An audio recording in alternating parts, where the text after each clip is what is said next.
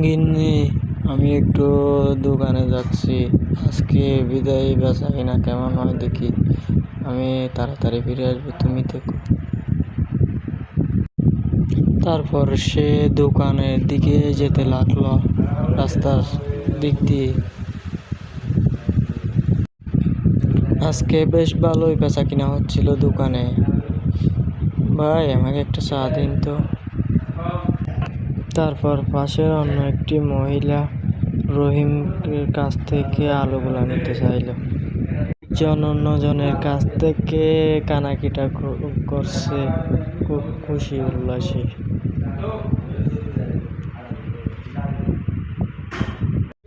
কিন্তু আজকে একটু তার দোকান থেকে ফিরতে রাত হয়ে গেছিল, কারণ আজকে একটু দোকানের মধ্যে ঝামেলা বেশি ছিল। আস্তে আস্তে সে হঠাৎ দেখতে পেল তার সামনে কেউ যেন দাঁড়িয়ে আছে। সে তাকে বলল, তুমি কে, তোমার বাড়ি কোথায়? কিন্তু সে কোনো কথা বলছিল না, তাই সে বইয়ে দৌড়ে পালিয়ে বাড়িতে চলে এলো। সে বাড়িতে এসে সব ঘটনা তার স্ত্রীকে খুলে বলল। তার স্ত্রী তাকে বলল, তুমি ব্যাপারটা নিয়ে মহারাজের কাছে যাও। তখন সে মহারাজের কাছে গিয়ে সব ঘটনা বলল। মহারাজ তাকে বলল, আচ্ছা ঠিক আছে, ব্যাপারটা আমি দেখতেছি কি করা যায়, তুমি কোনো টেনশন করো না, তুমি এখন বাড়ি যাও, আমি দেখতেছি। তারপর সে তার সেনাপতিকে দেখে পাঠায়। সেনাপতি বলল, আমাকে কি ডেকেছেন মহারাজ, কোনো কাজ আছে?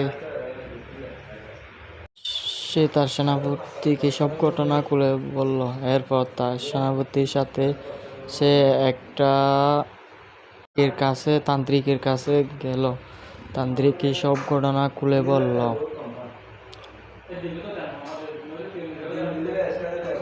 তান্ত্রিক তারা যাওয়ার আগে সব ঘটনা বুঝে ফেলে, সে জানতো এখানে কি হইতেছিল। তারপর তান্ত্রিক সহ ভূতের স্থানে এলো। তারা ওই বুড়িটাকে দেখতে পেল, যাকে রহিম দেখতে পেয়েছিল। বুড়িটাকে ওই সন্ন্যাসী বলল, তুমি এখানে কি চাও, তোমার কি প্রয়োজন, কি জন্য এখানে এসেছো? সে বলল, আমার কাজ মানুষের রক্ত খাওয়া, আমি মানুষের রক্ত খাইতে এখানে এসেছি। তারপর তান্ত্রিক একটা আগুন জ্বালালো। সে কি জানি পড়তেছিল, কি জানি ফুইরা। এরপর ডাইনিটাকে আগুনের মধ্যে পুড়িয়ে ফেললো। তারপরেও ডাইনি আইতেছে চাইছিল না। এরপর ওই তান্ত্রিক তার সমস্ত জাদু ব্যবহার করে ওই বুড়িটাকে পুড়ে ফেলার চেষ্টা করলো এবং সবশেষে পুড়েও ফেললো সে। তারপর থেকেই তার রাজ্যে আবার নতুনভাবে শান্তি চলে আসে। গাইস, গল্পটা যদি ভালো লাগে তাহলে দয়া করে একটা লাইক দিয়ে দেবেন আর চ্যানেলটা সাবস্ক্রাইব করে দিবেন। আমি নতুন নতুন গল্প নিয়ে আপনাদের সামনে হাজির হব। আমি নতুন চ্যানেল খুলেছি, এই জন্য একটু ভালো গল্প বানাইতে পারিনি, আপনারা একটু সাপোর্ট করেন।